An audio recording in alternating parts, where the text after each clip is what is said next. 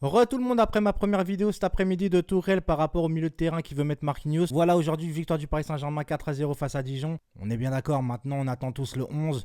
C'est vrai qu'on ne peut plus s'enflammer, il faut dire ce qui est. Mais aujourd'hui j'ai vu un Paris Saint-Germain impliqué, un Paris Saint-Germain avec du collectif. Est-ce que c'est en rapport avec l'absence de Neymar ?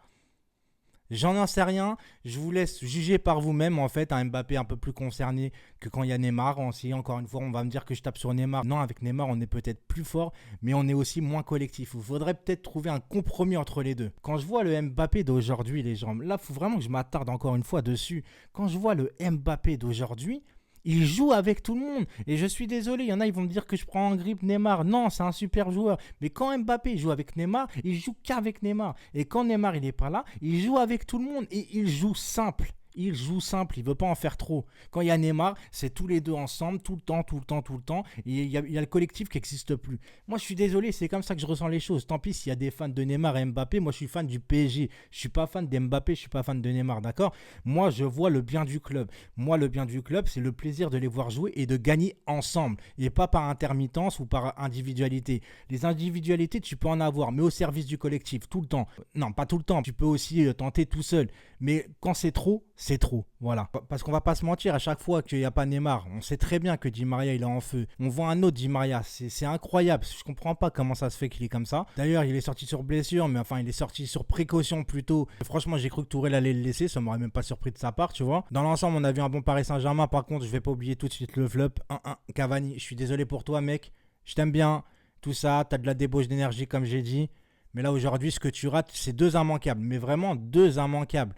La première, déjà, tu sais même pas pourquoi tu la mets à gauche alors que tu as juste à la pousser à droite. Ouais, mais bon, t'es pas attaquant, nanana. Non, mais je vois les choses. Tu vois ce que je veux dire ? Normalement, il doit mettre le plat du pied sur la première occasion. Et la deuxième, parce que Mbappé, il fait une espèce de aile de pigeon. Et Cavani, encore une fois, au lieu de la pousser en plat du pied, il veut marquer en aile de pigeon, le type. Et en plus, voilà, Icardi, il rentre. Première occasion, but chirurgical. Donc ce soir, Cavani a perdu des points. Maintenant, Icardi, c'est à son tour. Il revient bien. Donc là, je pense que Cavani a perdu beaucoup de points. Une bonne rentrée, c'est très rare à souligner parce que là, je suis obligé de le dire parce que ça m'a étonné. Draxler, j'ai trouvé plutôt bon sa rentrée, même si je trouve que des fois, il tarde vraiment à faire sa passe. C'est un peu dommage parce qu'il y a beaucoup d'espace quelquefois et il croque trop le ballon. C'est vraiment dommage, mais il a fait plutôt un bon match pour ma part. Encore une fois, Marquinhos milieu de terrain qui revient aussi défendre et tout ça. Moi, ce que j'aime pas dans ce système-là, c'est que Marquinhos, c'est un défenseur central. Mets-le défenseur central, s'il te plaît. Parce que derrière, encore une fois, quand tu fais rentrer Paredes à la place de Kouassi, le truc, c'est que tu fais descendre Marquinhos pour mettre Paredes milieu de terrain. Mais dans un match, les joueurs, ce qu'ils détestent le plus, c'est de changer de poste en plein match.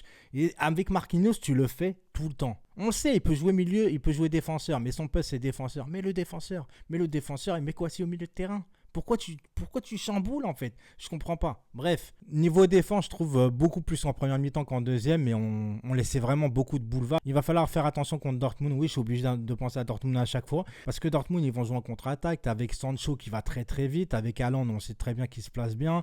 Il y aura peut-être le retour de Marco Reus. Donc défensivement, il va falloir être très très costaud, et c'est pour ça que défensivement, moi j'aurais mis Marquinhos. Mais bon, laissons la 20e chance à Tourelle, hein, comme on dit. Moi, écoutez, dans l'ensemble, moi, je trouvais que le PSG, ils ont bien joué. Collectivement, ça jouait fluide. Sarabia, encore une fois, présent. Moi, Sarabia, c'est l'un de mes joueurs préférés cette année parce qu'il est tout le temps présent, il déçoit jamais. Il revient défendre et tout. Voilà, c'était tout pour aujourd'hui. Vivement le 11 mars, encore une fois. J'espère que ça ne sera pas à huis clos parce que c'est en train d'en parler de plus en plus par rapport au coronavirus. J'ai fait une vidéo aussi dessus d'ailleurs. Donc, je vous laisse sur ma vidéo. J'espère que vous avez aimé. Donc, n'oubliez pas le petit like si vous avez aimé la vidéo, bien entendu. Si vous n'êtes pas abonné, que le cœur vous en dit, abonnez-vous, activez la cloche de notification. C'est très important. C'était Ace, portez-vous bien et restez connectés. Ciao!